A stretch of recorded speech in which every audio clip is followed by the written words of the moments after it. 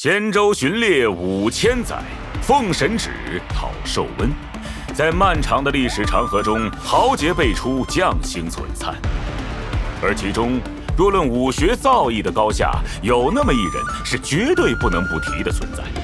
他精通百般武艺，炼化躯体至极致，在地宫7天将中更是享有五魁之美名，威冲霄汉，气凌穹苍。他便是天机将军飞霄。本期节目，我们有幸邀请到了焦秋先生作为嘉宾。大家好，感谢走进星穹节目组的邀请，鄙人不胜荣幸。嘿，哪里，能同时请到飞霄将军帐前的谋士、名医和大厨，这才是本节目的荣幸啊！就是可惜，原本以为能搓一盘地缘琼玉来着。毕竟不想当医师的厨子，算不上好的将军幕僚吗？好奇问下哈，那您平时拿几份工资来着？1份。呀，糟糕，原来如此。我就说我何德何能，将军非得来请我出身。先生说笑了。那事不宜迟，就让我们来介绍今天的主角吧。飞霄将军是巡猎命途的风属性角色，这位能征善战的猛将对战斗的领悟已臻化境，用极致的力量诛凶讨逆，荡平灾厄。释放普攻，飞霄强刃并用，对指定敌方单体造成风属性伤害。释放战技，飞霄使用重斧进行斩劈，对指定敌方单体造成风属性伤害，并立即额外触发一次天赋的追加攻击。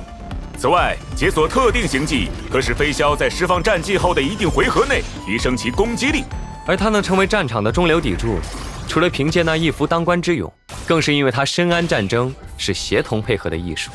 焦秋先生所言极是。当队友发动攻击后，飞霄会对主目标发动追加攻击，该效果每回合只能触发1次。飞霄发动此追加攻击时，其自身造成的伤害将提高，持续一定回合。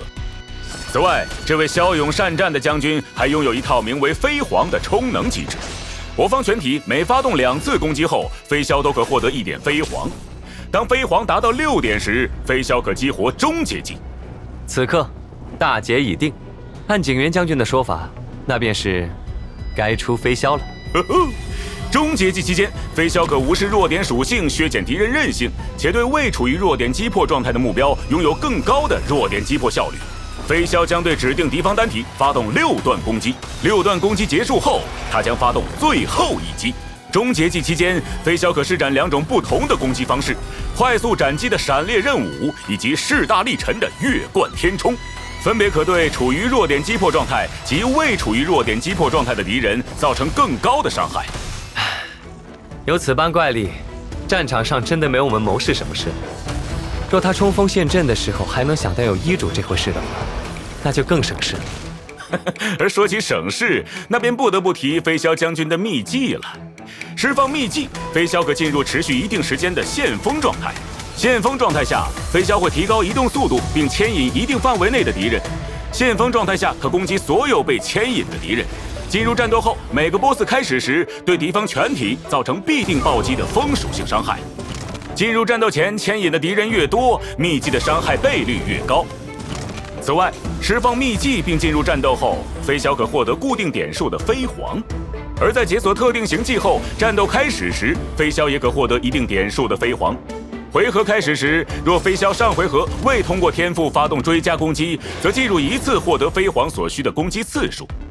好，总结一下，飞霄的核心输出手段是其终结技，搭配高频行动的队友，并配合飞霄自身的高频攻击，可让飞霄更快地积累飞黄，从而更快地开启终结技，打出更多的伤害。飞黄是青丘军的标志，而它也会如那传说中的神兽般，为人们带来下一场大捷。常胜的将军从来不打没准备的仗。只见飞霄释放了秘技，并进入了战斗。